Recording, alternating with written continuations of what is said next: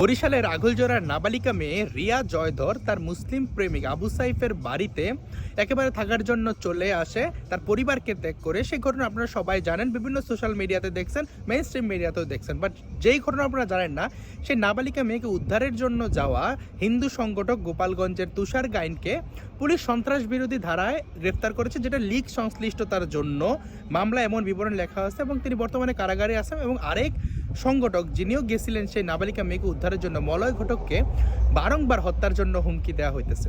দেখেন, সেই মেয়ে নিজের ইচ্ছায় গেছে না গেছে এটা আমরা সবাই দেখছি, কিন্তু সেই তুষার গাইনের কাছে যখন তা মেয়ের পরিবার যায়, তখন তারা বলে যে মেয়ে অপহৃত হয়েছে। দেখেন, এই মেয়েটা কিন্তু 18-র নিচে, অর্থাৎ নাবালিকা। একটা নাবালিকা মেয়ে আপনার বাড়িতে যদি যায়, বলে আপনার ফ্যামিলির ছেলের সাথে সম্পর্ক আছে, আরও এখানে মানে এটা ধর্মও এক না।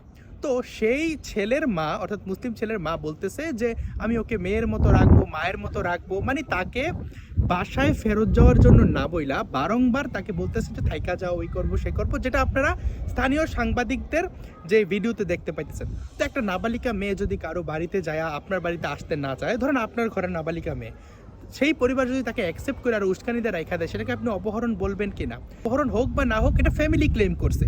তুষার গাইন জাস্ট এই ভিডিওটা ফেসবুকে পোস্ট করছে, এই কারণে টিওএনের অফিস থেকে সরাসরি তাকে গ্রেফতার করে জেলে চালান করে দেওয়া হয়েছে এবং বলা হয়েছে সন্ত্রাস বিরোধী ধারায়। অথচ সে খোদ আওয়ামী লীগের আমলে, আওয়ামী লীগ সরকারের বিরোধিতা করায় 12 লক্ষ টাকা তার মামলা বাবদ হারাইছে।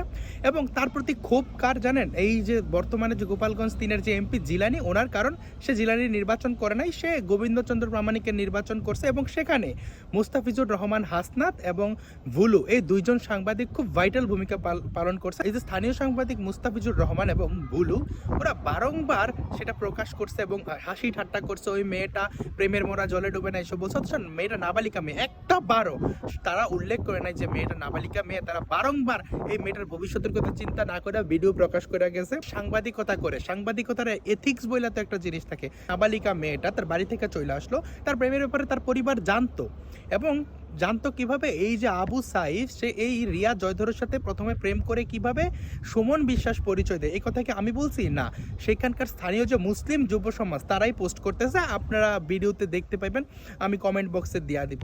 অপহরণ বরক না করে এটা মেয়ের পরিবার অভিযোগ করবে তার নাবালিকা মেয়ে চলে গেলে, কিন্তু যে এটা প্রকাশ করবে, ধরেন একটা হিন্দু মেয়ে বা হিন্দু ছেলে, যারই সমস্যা হলে হিন্দু সংগঠকের কাছে যাবে। কারণ সে যদি প্রকাশ করে, তাইলে কি তার জেলে যাইতে হবে? তার সন্ত্রাস বিরোধী ধারায় তার নামে মামলা হবে? এই হলো বাংলাদেশের গণতন্ত্রের অবস্থা। একদিকে এই যে জিলানি, সে হিন্দুদের ভোট নিয়ে এমপি হয়েছে, সেখানে 68% হিন্দু।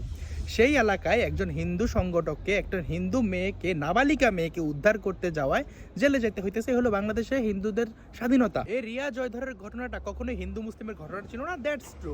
কারণ অনেক মুসলিম সম্প্রদায়ের মানুষজন রিয়া জয়ধরকে তার পরিবারের কাছে ফেরত যাইতে সাহায্য করছে, তারা নানানভাবে লজিস্টিক সাপোর্ট দিছে। কিন্তু অপরদিকে মুসলিম সম্প্রদায়ের কিছু মানুষ যারা সাম্প্রদায়িকতা ধারণ করে, তারা চাইছে এই নাবালিকা মেয়েটাকে কিভাবে ফুসলায় ধর্মান্তরিত করা যায়।